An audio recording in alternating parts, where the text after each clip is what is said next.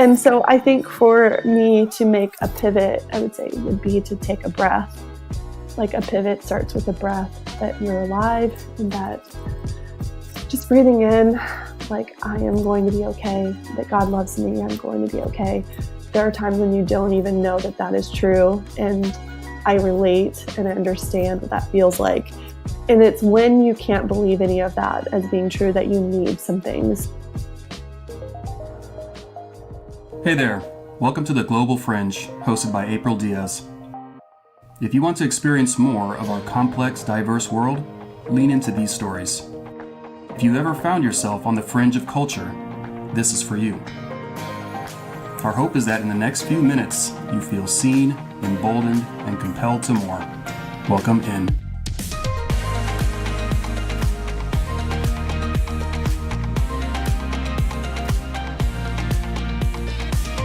Hey friends, welcome back to season 2 in the Global Fringe. I'm so excited about this week's guest, and I'm pretty sure I'm a broken record and I say that every time because I have phenomenal friends and people that have poured into me and folks that I have respected along the way, and today is no exception. We have Brookyln Lindsey on the episode today. Hi, Brooke. Hey, I'm so excited I get to be with April today. So I have wanted to have Brookyln on the podcast since season 1, and we just couldn't figure out how to navigate schedules, and it didn't really fit. And so I've learned enough in life to know that when you can't force fit something, like just don't force fit stuff because it doesn't work for you. And this season is so perfect to have you on, Brookyln, because the focus of this season is a process that I use in coaching of define, design, and do. So first you got to define reality, just know where you're at right now, know what reality is, and being able to articulate, just kind of like your current status. And then you go from there to design what it is that you want to achieve and become and how you want to participate in the world. And then the last stage of it is do it. You just got to do the work. You've got to take action. You've got to create movement. You have to do the next thing that's in front of you that you know that you need to do. And so this season is just so perfect for you because you are someone, I've known you for a very long time. I'll do a little bit more of an intro of you, but like you are someone to me who dreams big and then does the work. You are somebody who has, who's looking at like this one and only precious life that you get to live and is about living all of it to its fullness. And so that's what we're going to dig into today is kind of this design portion of the process. And I just want to affirm like who you are and what you have done, because who you are now and what you are becoming and what you are doing is, I think, really profound and really beautiful and really good. And it's exactly what we need to hear for these fringe leaders like you and I in this moment. April, so good. And April, this is just the best time ever because you're doing this simultaneously while you're coaching everyone else. I mean, I'm not sure when this podcast is going to hit, but you're birthing a whole company right now. And I'm just so excited that I get to talk to you while you're doing this and be a part of it. And it's just a dream come true to get to dream and design and do together with other people who are doing the same things and experiencing the same stuff that happens when all of that goes on. So this is going to be great. I'm so excited. We're finally here.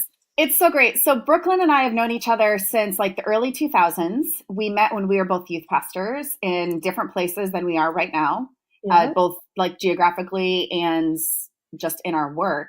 And we were both like so young and idealistic and lots of dreams. And I was so basically nothing has changed. That's true. We're still holding on to that, even though we're like 40, and it's beautiful.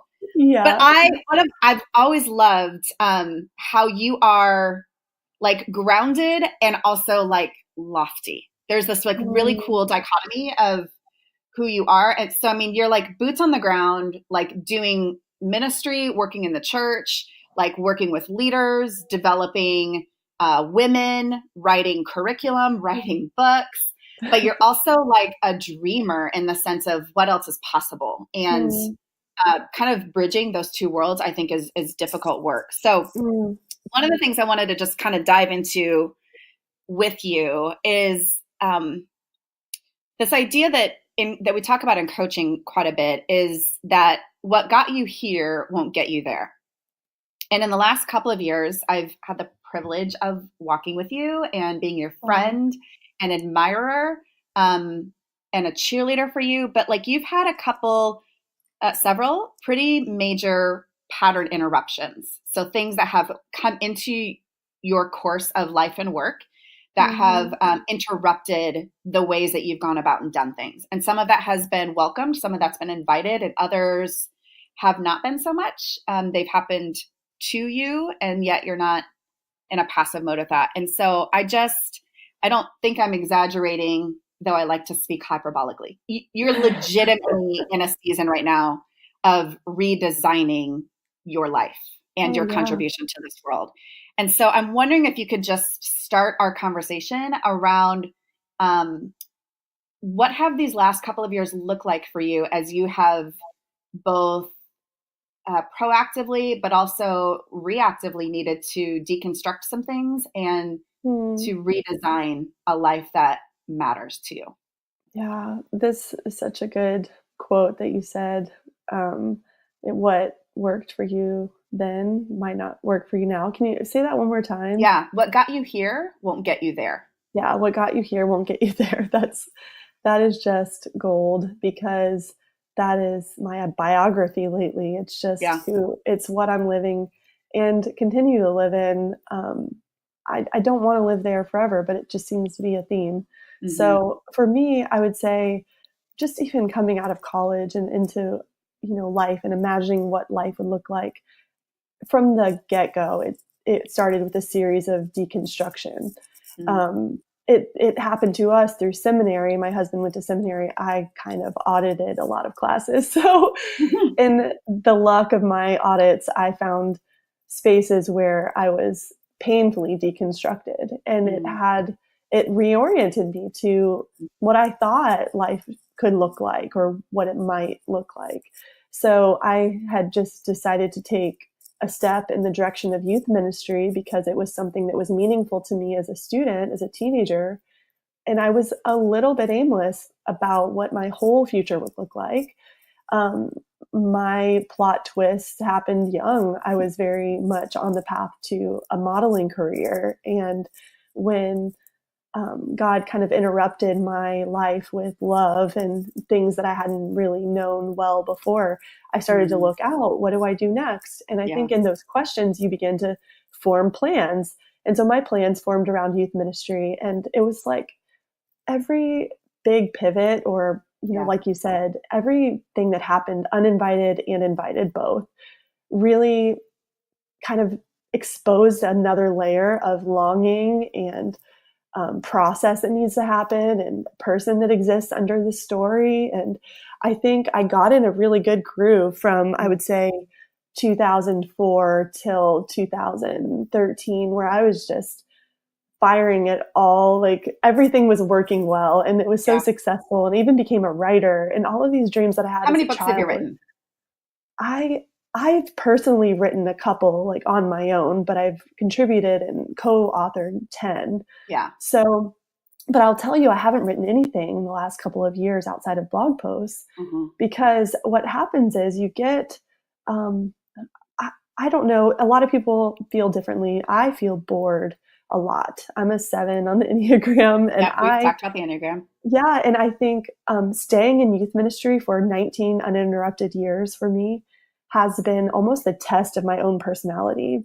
It's been really great, but at the same time, knowing youth ministry for these 19 years is not going to get me to the place where I want to be, where I am an effective lead pastor, where I'm an incredible wife and mom, where I'm starting things and continuing them, even when it's painful to continue them. Things when they get a little crunchy for me, I like to just bail and be done. Like, peace out, everybody. Yeah. But I've learned that with everything that happens, whether it's expected or unexpected, there's this invitation to dig down deep and find a stamina that you didn't have before. Mm. And I would say that stamina is the thing that God has been growing in me since I started this journey in 2001 of, being a leader and being a pastor, being a communicator, becoming all of these things in these little micro moments has led me to a place where I feel like I have a lot of strength. So even when, really not so fun things happen, I'm able to kind of be solid. And I would say a few years ago, I wasn't in a solid place. Mm-hmm. And I've had to discover what it looks like to do something differently and to write a new script. Just because it worked in the past doesn't mean it's going to work in the future. So just getting real and having an inner circle and reflecting back on things has been really helpful to help me see where I need to grow and some good things that I can do next. Yeah. So I think one of the things that I respect about people, like the folks that I respect the most and love the most and have learned from the most, are folks like you who are proactively engaged in designing their life, but also don't have like this hard and fast 10-year plan or like, this is what I want to have accomplished by the end of my life. I wish. Right? It'd be so much easier. It's so much more controllable, but that's not how life works. It's like this ever changing design process. And so I'm wondering I'm just so curious, how has designing your life looked? Like, what have been non-negotiables for you when life happens, when those uninvited interruptions take place, but also when you have like a real sure-footedness and a sense of direction? What have been some of those like guides and anchors and rudders for you that have been non-negotiable so that you can proactively design no matter what the circumstances are doing? Yeah, I will say, I'll tell you what the non-negotiables are based on how off the rails my life gets when they're not in the mix.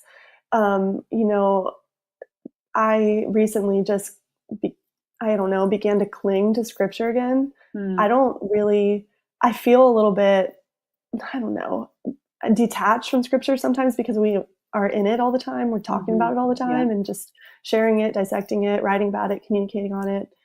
But there was a season in my life a few years ago where I just couldn't even connect with it. Yeah. And I think for me, it's in those times when I'm not kind of just relying on the truth that I learned from the Word of God, that I'm living in lies that keep me from moving forward. Yeah. So one of the non-negotiables is constant reorientation to the truth.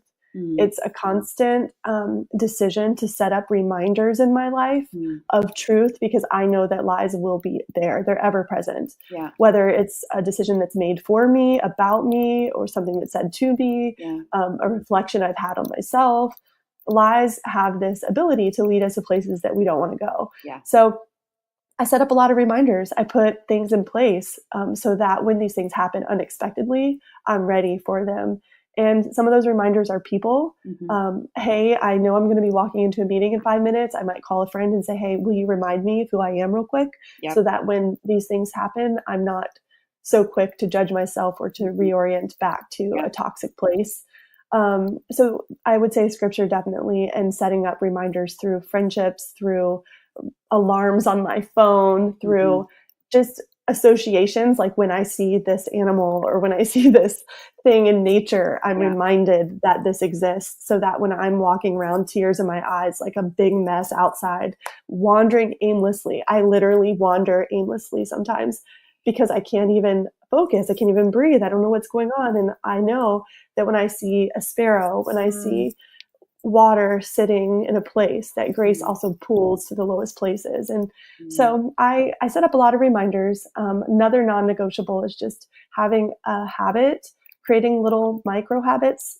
I like to call it habit stacking, so that one thing that I do will lead to other good things that I do, and that I don't get stuck in spaces. So having a healthy lifestyle, trying to work out, get outside. An area I'm really growing in and I'm not so great at is turning off my phone and detaching so that I can connect with the people that matter most to me. Yeah. So those are some of the non-negotiables that I've definitely wavered in, but found to be like the source for Brookyln's strength. Yeah. I think that's so important, because your non-negotiables are in some ways different from mine. There's definitely overlap, which is why you're such a good friend. But for all of us, we have to figure that out. We have to determine what are the things that cannot change, or when they become negotiable and we get rid of them or we are forgetful to practice them. It's, in your words, like our life goes off the rails and we experience some unnecessary setbacks and detours because we really are walking aimlessly. Like I know you use that like jokingly, like you just walk aimlessly outside of your house and around the lake that you live by. I really have. And I think there are other things on this list that I can mention. I mean, having opportunities to laugh is a huge non-negotiable for me. I have to be laughing at some point, not every day, but there has to be some comic like relief in my life. And, just even having a space to read or to absorb something that's divergent from what I'm doing. Yeah. And the moment I get off track on that, I start spiraling into, doubt, depression, all sorts of things, questions, poor leadership, feedback loops. There's just so many things that can be triggered by not taking care of yourself and not like trusting that yourself is so valuable to God and so valuable to others. And you lose that care and concern for yourself, and you lose a little bit of your direction too. So I really try hard. But there are some days when I'm just wandering, and I have to admit that because it's real. Yeah, I think you do a good job, Brookyln, of becoming increasingly self-aware and of knowing that you're the one that's responsible to lead yourself. And so like for listeners, you need to go back to the last episode of Nancy Ortberg because she talks about self-leadership in some like unbelievable mic dropping ways. Like she just is brilliant. Of what does it look like for you to lead yourself well? And because it's different for every person, there's not a formula, like A plus B does not equal C. A plus Brookyln doesn't equal whatever C is. Like, you've got to do your own thing, and it's got to look unique because we are different from one another, but to learn from one another in those, in the ways that will guide us towards what we want to design and who we want to become are that's part of the work that we get to do. So and it's so much fun cheering for each other to do that in the unique ways. I mean, we all hold space differently. We all have different ways of being and loving and feeling great, and different ways of grieving and sadness. Yeah. And so when you realize that everyone has like a path that they're on, where they're discovering all those ways, it's so fun to cheer for that and to be excited about that, and to even, be okay with. I mean, there are things that I doubt, like, is that really helpful? Sometimes people do things and you wonder, is that helpful? Is that a waste of time? But for them, it could be the most life-giving thing, the most important part of their day. And I mean, I think about my kids in that respect because there are things that just give them so much life. My daughter loves jumping on the trampoline, and I have it like in my mind, is it burning calories? Are we really helping anything? Is it even that fun? I'm already thinking about all the ways that I just want this to be over, but she's just coming to life in that moment. That's what brings her joy, just to be free and jumping and someone doing that with her. And it changes how she does homework. It changes how she talks to me. It changes how we interact with each other. So sometimes we just have to really put our cheerleader uniform on and help each other see, hey, like, why don't you get back to that thing that you did that really brought you a lot of life? And I'll help you and cheer for you in that, even though it might not seem really productive to anybody else. So there's some research that was done fairly recently, and I don't have it in front of me. So we'll need our friend Elle Campbell to fact check us on this one. But you're a pastor, Brookyln, and there was this longitudinal research that was done around how to prevent pastoral burnout. And I was talking with Nancy Ortberg about this last week, and she said when she heard like that there had been this research done, she kind of did an eye roll of, oh, great, they're just going to tell pastors they need to like study their Bible more, or they need to like be quiet more often or something stupid like that. And I mean, reading the Bible is not stupid, but something predictable. That's what she's expecting. And what the research actually showed of preventing pastoral or some spiritual leadership burnout was that the leader engaged in a hobby for at least 1 hour every week where they lost a sense of time. Yes, losing time is awesome. Wasting time, losing time, just not being mindful of like, is this efficient or productive, or is this getting me somewhere that I want to go? I wonder, like, it seems kind of subversive and upside down when you think about like designing your life. Mm-hmm. Um, but there's something that like Yeah. fits really well and beautiful to me in that image. Yeah. And I can totally relate to that because recently I've just had some shifts and changes and things I want to do and things I want to work on. And I'll talk about it in a little bit, but my office behind my house, it's like this little tiny house behind my house. And when I started an organization called the Justice Movement, I sort of set up shop in here and made it great. And it was my own little world, a global youth ministry, global everything. And it really was this place where dreams were born. But I hit some roadblocks, and a couple of years in, emotionally, spiritually, job wise, all of it. And I sort of shut it all down and never came back to it. And it wasn't until recently that I really started to dig in, deconstruct, go through the piles, get things gone, redesign, put things on the wall, imagine what I could do with the space. And I do lose a lot of time doing it, but I'm creating a space around me that tells a story and that helps me to remember why I'm doing what I'm doing. So it might seem like a waste of time or money to reorganize or redesign your office, but you're really building up a structure around you, a framework that reminds you why you do it and gives you strength to do it every day. So I highly recommend doing stuff your like environment plays a really big role in what you're actually going to design internally and then in like the work of your hands. So I'm a huge fan of that. I'm a big believer that your physical environment is a reflection of what's going on inside and what it is that you're going to create. I also think like how you talked about that season is important because, I'm such an advocate for the truth that your whole story matters, including the setbacks and the roadblocks and the pain points and the soul wrenching experiences of life. Like it all matters because all of you matter. And so I wonder, for you, as you have experienced some of that, I mean, all of us have experienced, hard stuff, whether that's getting fired or a diagnosis with an autoimmune disease or walking away from an unhealthy work environment or a broken relationship. In those pain points, how can we pivot well? Like, how do we course correct so that we don't slide back into a person that we were before or even become a person that we don't want to be? How do we do that? How do we pivot? How do we course correct? Well, I'll just say for anybody listening that is in that space, I mean, pivot isn't even a word on your tongue right now. I think I'm just going to say it. Depression is a real thing. And sometimes we get there unknowingly. Sometimes it's layers and layers and layers of life that add up. And you wake up one day and you realize that there's a whole lot of work to be done. And it's so much bigger than what you even have energy for. And so it's a very real suffering and it's a very real stuckness. And there are other ways to be stuck. And life doesn't slow down when you're stuck. So that's the hard part is as you're trying to figure it out, you have to deal with questions and decisions. And I mean, during all of my, I would say during some of the darkest nights of my soul, we were planting a church. And I'm thinking, okay, God, great timing on this one. I just felt like any other year of my life, this would have been fantastic. But this year, why this year? And I used to ask that question a lot.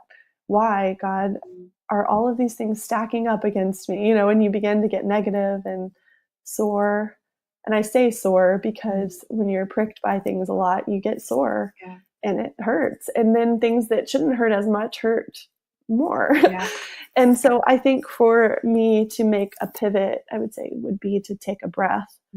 Like a pivot starts with a breath, that you're alive and that just breathing in, like I am going to be okay, that God loves me, I'm going to be okay.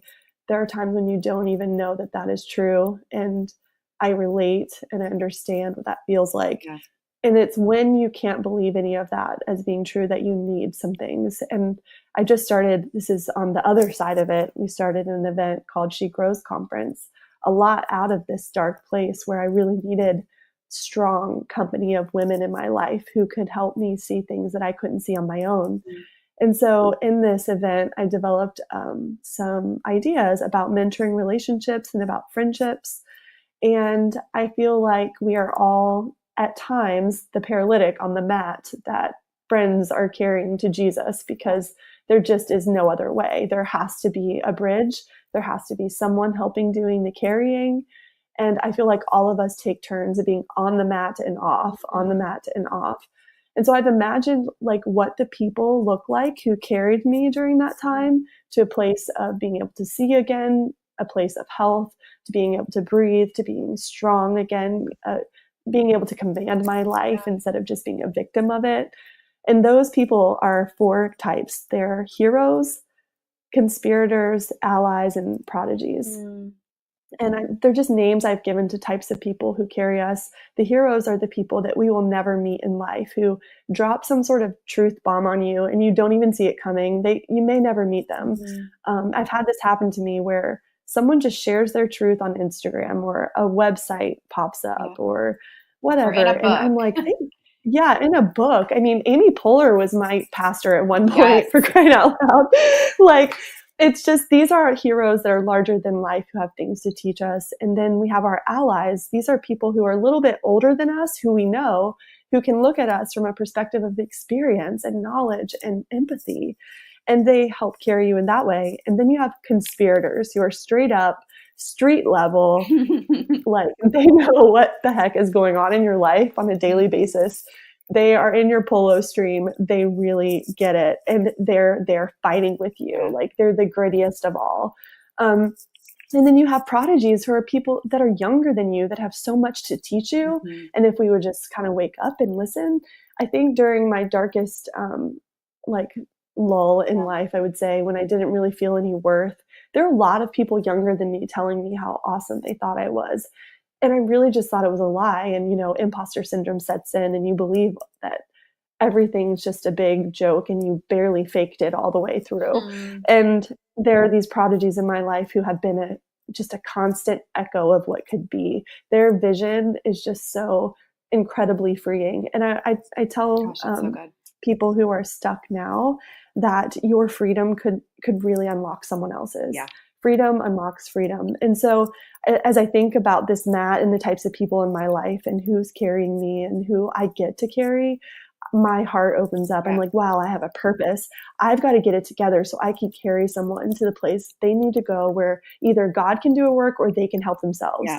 And it's just a different way of life. And I kind of got out of it just saying yes to a few people who said they wanted to help me. And I said, okay, finally. I mean, one person had been trying to help me for 9 years. And I straight up just told her she was dumb. Like, I don't want to, just stop.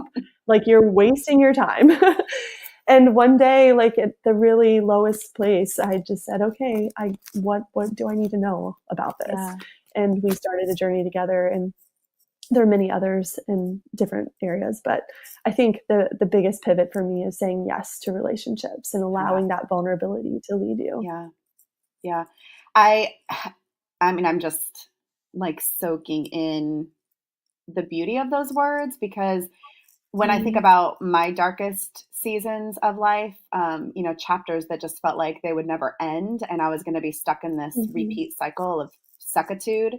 I have one of my dearest, oldest friends, Kelly, said to me during infertility days, when it was like month after month, disappointment and a crushing heart blow and like just this deep, deep grief of I will never be a mom. And she just kept saying to me, like on repeat, getting teary. Like, she just kept saying, like, this is not the end. And I think that when there are those places where you just feel it's dark and you are stuck and you don't know your way forward, you need someone to like look in your eyes or send you a text or, send a Marco Polo to you that says your version of like, this is not the end. And you are here. I mean, that is true and valid and real. But also you're not going to stay here because we've got some good things to do together and life is still beautiful. And part of what's beautiful is that relationship. It looks different for everyone. Yeah, it looks different. It's so different for everyone. And honestly, some of these people in my life, I call them countertop culture people. They're like, hop up on my counter people, where they're just with you, and they're there. They're not trying to solve anything. Yeah. They're just there. And I think that's how we carry each other sometimes. We just really show up. And it has just, I would say I have had so much momentum in the last 3 months of my life because I know people are there. Mm-hmm. It's not like an intentional coaching. I think you need intentional coaching. I think everybody should be coached. Everyone should have some time with a counselor. Everybody should have some time at church where you really wrestle with ideas and theology and all these things. Like there's all these buckets. But when it comes down to like making a pivot or a change or accepting something that's happened or rejecting something that's happened to you, all of those things can be so, they can happen so much easier when we are just with each other. And I think for me, kind of naming those people in my life has brought them to life. They're not fake. They're not made up. They're not just like pretending to be your friend or pretending to love you.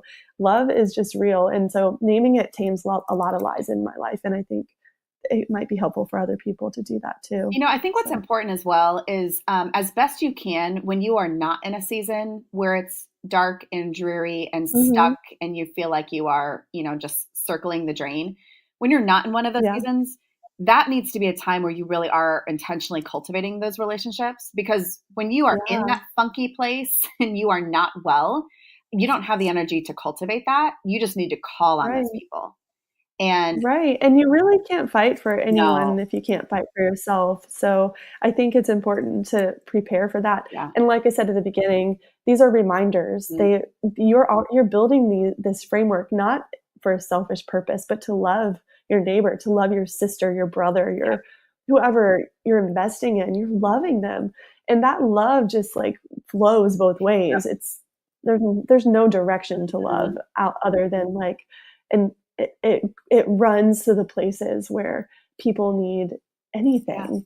So it's kind of fun to see like when you start cultivating it and focusing on it, how much like you can move forward so quickly because everyone's like with you, behind you. It's like a giant boulder in front of you. And when you're by yourself, it's just so impossible to move.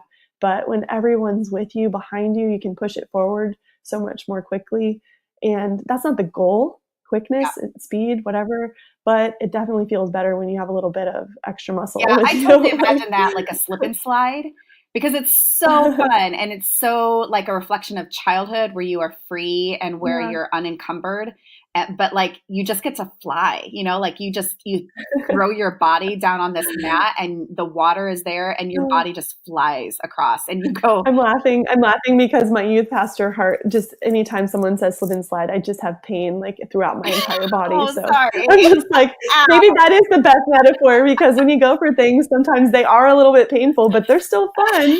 All right. Maybe a new one. My body is like, no. Okay. So let's talk a little bit about our bodies because one of the fun ways that our lives have intersected again is conversations around wellness and how do we care for our bodies well? Because I think if you're going to design a life that you love, design a life that matters to you in the world, you've got to consider this body with which you do it all in. And that's where your energy flows from. You know, when you're sick, all you want to do is be well. When you are well, you want to be able to like do really good things in the world. And I think that you have, I just love how you have paid attention to your body and considered it as a foundation with which you get to be and do all the things in the world. So how have you trained your body? How have you listened to her? How have you consulted her wisdom around how you care for your body so that you can design it all well? Yeah, well, as an adult, it's been years and years of undoing horrible habits and but also keeping some great ones. Coy and I, my husband and I, we were both college athletes. So, you know, taking care of our physical body has always been a huge priority to us. In fact, people sometimes, I don't know, they think we're crazy, but it's just a part of our life. We go to the gym 5 days a week or we do some sort of training 5 days a week. And we love it. And we love taking care of our body and making sure that it's the best, you know, at its potential so that we can do whatever, you know, we need to do.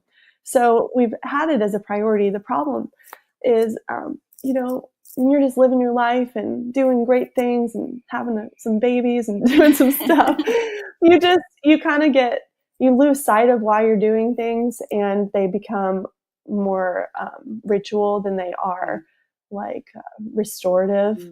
So my ritual was always to just be in shape. I mean, even when I was nursing babies, I was out running and doing things and just really, really, cognizant of what's happening with calories in my body. And I think sometimes that can shift into a little bit of a sickness. And for me, it wasn't so much calories. It was just, I wanted the freedom of working out when everyone else did. I was full-time working all the time. And a lot of my friends got to work out because they stay at home with their children. And my husband was staying at home and I wasn't. And so there was almost this inner competition, like, it's not fair. I want to take care of my body too. So I began to break my body down in a way that wasn't healthy for me, even though on the outside it's great. Look at Brookyln. She's doing all these great things. But really I was tearing down my immune system. And when I say that I didn't listen to someone in my life for 9 years, I'm talking about my sister, because she's always been very aware of like health and wellness and nutrition and natural solutions. And I've always been somebody who's never really been sick. But if I get a headache, just pop some Advil, do that, and keep going. Yeah. And so there's a point where your body just shuts down. And for me, it was a shift from traditional youth ministry to a global youth ministry setting where I was traveling across the globe on 36-hour stints of like from one flight to another, and then coming home and still maintaining a training schedule and maintaining a life with family and not having margin to get things done. So staying up late and not sleeping. And of course, the youth pastor diet, which is a steady stream of pizza and donuts, which I have never neglected in all my life. I'm such a faithful person. So I had all of this building up in me, and then had a little bit of a shift in my assignment and the work that I was doing. And it was devastating because I had felt like I was living the dream and that I was doing all these things. So my identity was getting wrapped up in a job description.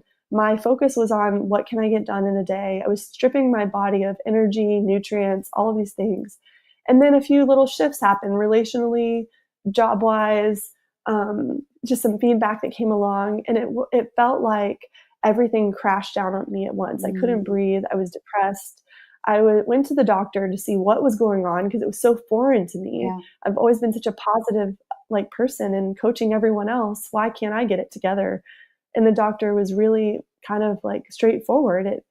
It seemed like I needed some sort of help, like a antidepressant or some sort of anxiety medication that would help me relieve some of this. And it was in that moment when I realized my past and my heritage and some of the addiction that I come from, that I really didn't want to be in that place, but I didn't know how to get out. And my sister had recommended some ideas, try aromatherapy, try this, try that.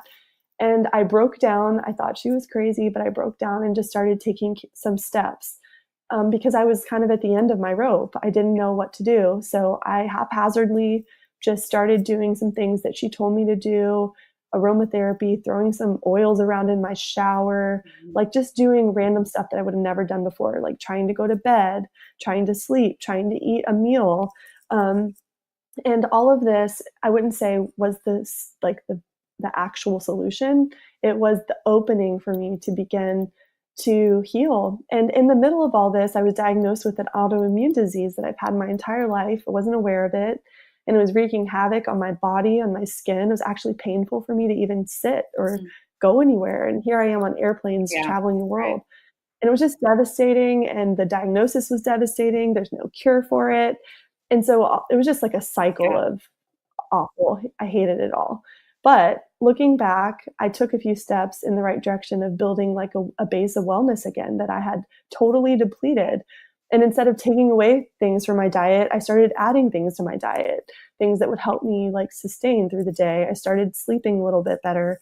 I started introducing aromatherapy. And in the process, I started to be able to feel again, which is super, super important. If you have emotions and feelings, they need to connect with your cells, and your cells kind of tell your body what to do and how to shut down or how to turn up. And so this fight or flight existence that I had lived for a few years needed to chill out, and kind of taking a look at my health and repurposing it was the entry point for me. And so since then I've run a marathon, I've run a half marathon, but I did it for me. And I did it in a way that was healthy and building my body up instead of just tearing it down to nothing. So that's a little bit about, me. That's so. I know every story is different. It is, but it's important for you, again, when you go back to your whole story matters. Your life and your body, your emotions are speaking, I think, wisdom to you, and you listen to God along the way so that you can do what it is that you need to be doing in the world. And right. And you really can't listen to God or hear anyone else when you can't feel anything. When people say that they're numb, they really are. They're physically numb. And I didn't know it before until I went through it myself. But cleansing just the cell receptors in my body and kind of detoxing and getting to a place where I could feel again and not be afraid of the pain that might come with that was a huge leap for me. And then having those people in the corners, of course, to be there when you do feel again is vital. It's like your lifeline. I think it's really hard when you're a leader and you're, like you said, you're doing all of this stuff for other people and you think that you're doing okay. And then your body crashes and you have to recalibrate and kind of hit the reset button again. And that can be really discouraging. And so I think for leaders that are listening, you're never going to be living your life up and to the right forever. That's just not realistic and it's not human. And so the beauty is that when you hit those places, those puddles where, how did you say, puddles where like grace goes to the bottom or something? How'd you say that? Just places where, water grace flows like in puddles. It pools where you are. And I think that's your pain can become really powerful to serve people well. So I think that's it can. Important. And I really think that, it is important. And I think that sometimes we get afraid. Yeah. I'm just going to say this to anyone listening. The thing keeping you from moving forward could be the fear that someone's going to judge you when they realize that you're not okay. Yeah. And I think that was a fear for me because I'm this person outwardly speaking truth to everyone else and love and just so much encouragement. And to do that and to show up even in our own church plant on the weekend and just speak life to everyone, knowing that I might be feeling death. I think I have to acknowledge that for the authenticity in my ministry to be real and felt. But it's so scary because someone might label you unstable, or they might label you somebody who's, maybe emotional or what have you. And I really had to just say, you know what, this is not a real thing. If I were labeled this, then there is a way to talk about it. But for now, let's just believe that every day I'm waking up and I'm talking about things in a true way that helps people. So I think fear setting is a good thing you can do too, just to like put your fears out on paper and imagine, like, has anybody else in the history of the universe like dumber than me or doesn't work as hard as me, like able to get through this kind of stuff? Not to judge, but just like put yourself in a bucket of honor and say, could I get through this if this happened to me? And start answering some of the questions that go along with that so that you don't feel so alone when you decide, hey, I'm not okay. I need some help. I need to make changes. Oh, I love your vulnerability. Thank you. All right, we're going to wrap this up. And how I wrap up these shows in this season is by helping to kind of create a map of sorts for people of what define, design, and do looks like for each of our guests. So I'm going to ask you 3 different questions along those lines, and I need you to answer them in like 60 seconds or less. Okay? Got it. All right. So as you think about defining your life, defining your point A, how do you give yourself a reality check? I ask people like how I'm doing about things. I open myself up to feedback. Yep. That's a super consistent answer. I think that is really good for fringe leaders, for those of us who are, globally investing in others. We've got to have that feedback. All right, design. Yeah. What's a practice that you do intentionally so that you are proactive with your life? I set goals on a monthly basis and I reflect on them. I think reflection is the thing that helps me to move forward, and also keeps me from getting bored, because anytime I reflect, it ultimately surfaces like new goals and ideas and things that I want to accomplish. So the way that I don't get stuck in a design process or in my own life is just by monthly taking a look at things that went well and what I would like to do the next month or even in the next 12 months. And each month revisiting those so that I'm learning a little bit, growing a little bit, taking away some things, adding some more. Love it. Okay, last one. When we're talking about just doing the work, what's a 1-degree trajectory shift that you have made in your life at some point that's really changed things for you? I started reading again. It's just, I love it. I love reading. I love hearing other people's voices and stories. And it's a small thing. I just added Audible to my phone, got an app that helps me check out books. And I've just decided that every day I'm going to read a little bit. And it's really, really invigorating me and changing me and challenging me. And it's just such a small, tiny micro habit, but it has atomic results. So I am so happy that some friends of mine just in our conversations kind of reminded me about how much I love it and invited me to get involved again. So, and again, I think if you are leading anything or anyone, which is basically everyone is leading something or someone, you've got to read. You've got to get out of your own little headspace, your own little corner of the world, and expand your view. I just have such little tolerance for leaders who say that they don't read or they don't like to read, because I'm just like, where are you taking people then? I mean, we've got so much to learn and so much, so many people to follow and wisdom to be gained and knowledge to be learned. So yes. Well, and I'm hopeful. I think different people with different cognitive abilities for sure reading might not be their thing, but I'm hoping that people are entering into other people's stories at some point every day. Some source of intentional learning is critical. It just has to happen somehow. Yeah, and it's just free and it's everywhere these days. I mean, you can take a class on anything and it's so great. And so, that's what I've been doing and loving lately. Thank you. Brookyln, how can the people of the interwebs find you online? They can go to brookylnlindsey.com and everything is right there. If you want to know more about our church and the little journey we're on, it's called Somos Church. It means we are church. And you can find that on Facebook. So I'd love to have you join us on YouTube. Yeah, definitely. Put our YouTube channel in there because I think a lot of people are curious about what we're talking about over at Somos, and that's the best place to find us. Somos just did an incredible series on the Enneagram that's really good. So if you are into the Enneagram or you want to learn more about what the heck that's about, Somos did a really great job of connecting like the spiritual, biblical kind of side of things with the Enneagram, which it all is spiritual anyway. Thank you. That was so much fun. Yes. Yes. Thanks for sharing that. Well, friend, thank you for being a part of the Global Fringe this season. It was the right thing at the right time, and your courage and vulnerability and bravery and just fun outlook on life are so helpful. So thank you for contributing to leaders all over the place. Yeah. And thank you, April. Way to be. So say we all. Way to be. Love you, girl. So say we all. Love you. Thanks. Bye.